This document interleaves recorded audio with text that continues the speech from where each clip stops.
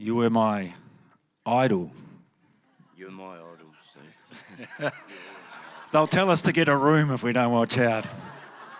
Listen, Not that much of an idol. no, listen, I've got to say you were, though. You see, my grandfather used to love David Peake, and you were my man. You were my jockey, and we used to compete, and those were the days. I mean, your skills obviously came from the family. I mean, did you ever give any thought to being anything other than a jockey?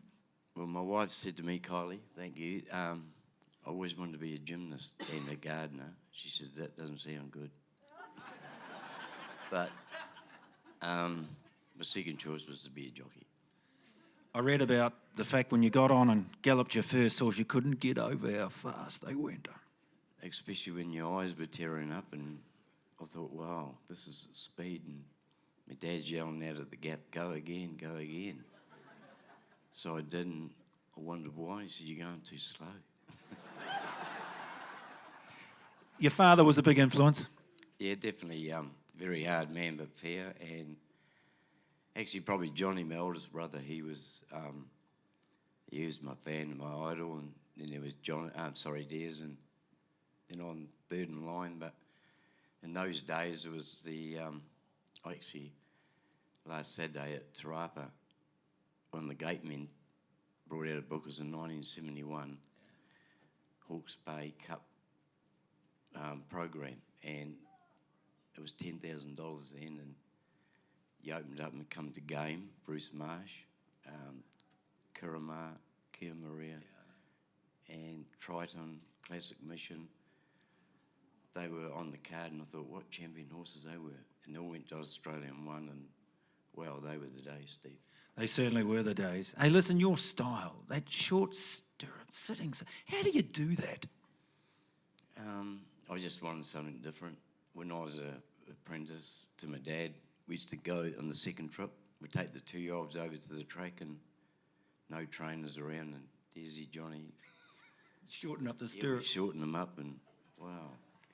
You get shorter and shorter. And in those days, you know, all the trainers used to say, put your lengths down. But it wasn't until I went to Singapore to ride 5 and Allen that he said, can you ride short? I said, watch this space. But the thing about it was when I seen Lester Piggott, I met Lester, and I'd have a few drinks. Lester, he'd have a couple of wines, he'd smoke a cigar, and my accent, his accent, we just kept nodding, like we agreed. But, to be fair, most of it are like that with you, Noel.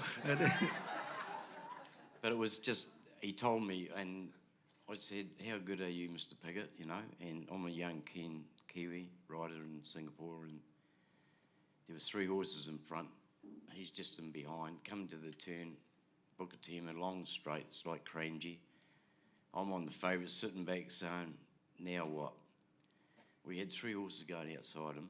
He just leant one side, bingo. He bit in nose, and I thought, wow, this is the best guy I've ever ridden against, you know, at that stage, and had a lot of success in Australia, group races and all that, and to this day, Lester's been my idol, and wow, he just had an extra sense that words can't explain. Hey, listen, you were given a title of the guy that came from behind, but you often rode horses in front, but it was the sense of timing that sort of people looked to you to ride your horses from back in the field? Well, Jimmy Cassidy, he's the one that named me Handbrake. He'd come past me and say, you let the handbrake off, Harry, and wow. But Jimmy would be going 5 or 6 wide, mate, and I'm thinking, really? You know, young, keen, young apprentice at that stage, and there was, handbrake, where'd the name come from, but hence, most trainers thought, Harry, you'd see this horse, he gets back and you'll get it home, and I thought, if you only knew, I love to ride front runners. Hence, Morris Campbell, I won a Sydney Cup on King Aussie with my brothers, Johnny's, and that commentator then that just said that about the Kiwis, he said, where's this common specimen? It was King Aussie, and he won a Sydney Cup in front. Morris Campbell, what the effing hell were you doing, Harry, going to the front? But I worked it out and even said to Lance O'Sullivan, Lance, the odds are better off if you're handier, aren't you? I've I've got this persona that, oh, Harry, you'll suit this horse because it gets back. But I'm always waiting for that trainer to say, Harry, could you ride my horse in front? Hence, Stephen Orchard said to me, he started calling me Kenny Riggett, because Kenny, in my day, as an apprentice, Kenny used to ride a lot of his horses in front.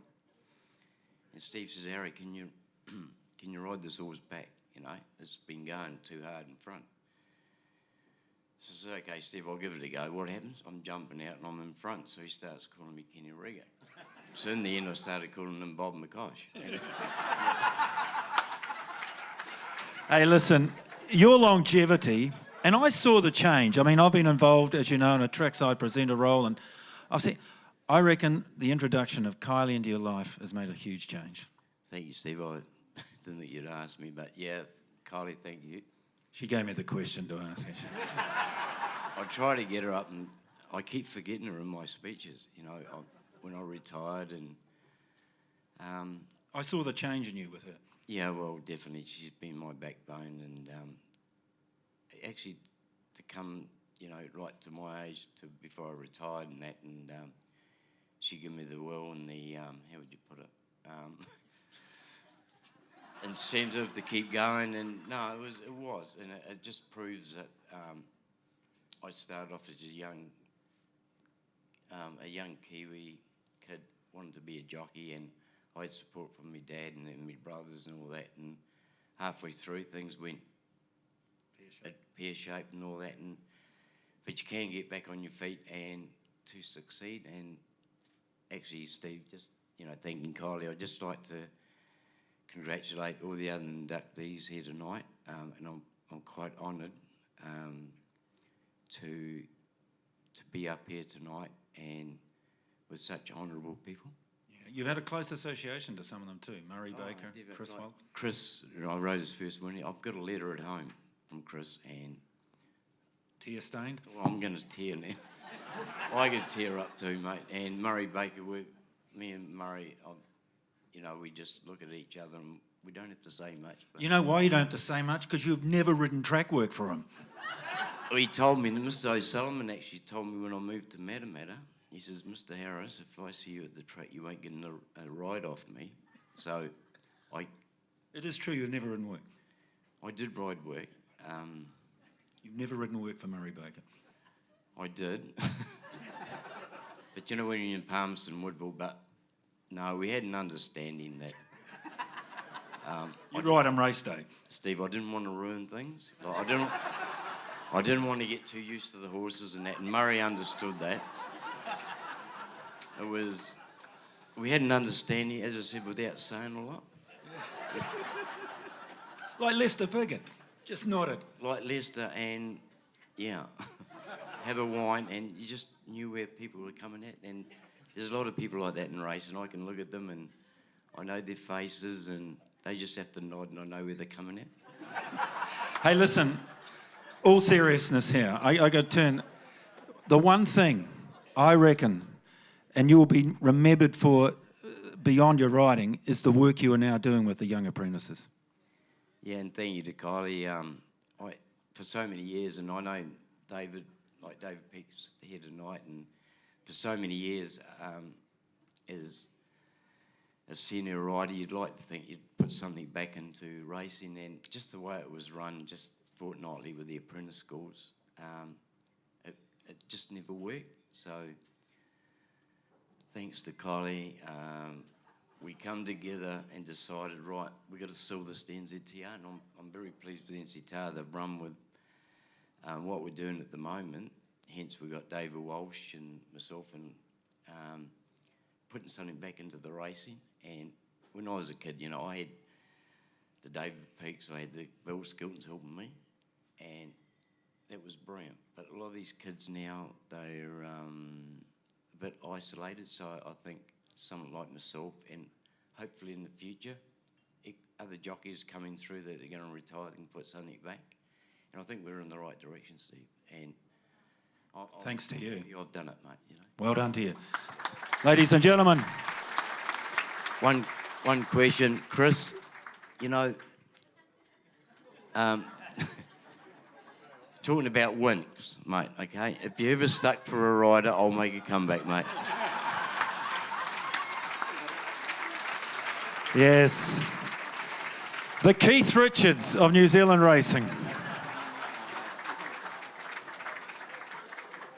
Take yours. What a great way to finish.